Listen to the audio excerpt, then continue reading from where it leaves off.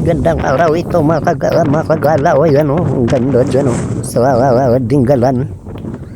Yan, ang lakas-lakas ng hangin dyan. Kaya ako ulit makabalik dyan. Ang ganda-ganda dyan. Dyan o, tignan nyo. Ang lakas ng hangin dyan eh. Parang masarap matulog dyan. Ang ganda ng view. Tapos ang taas-taas pa. Yan. Medyo malayo nga lang yan sa city. Kailangan mo mula Manila papunta dyan, kailangan mo magmotor ka ng 5 oras. Ganun. Kasi sobrang layo eh. Yan o. Yan, ang ganda ng view nila dyan. Tingnan nyo naman ang dagat. Tahimik. Oh, ganda. Yan, sarap matulog dyan.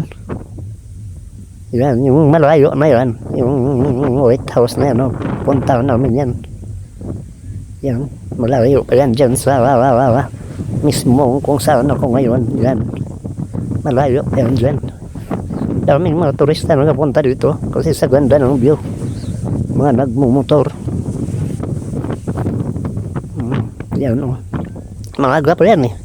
Pero marami ng tao. Siguro 8 o'clock ng umaga yun. Yan. Ang ganda-ganda dyan guys. Pag gusto nyo gumalo dyan sa Dinggalan, punta nyo yan, maganda yan. Yan, tingnan nyo. Yan ang layo na yan. Yan. Sa baba yan. Doon yung sa taas kanina. Yung yan.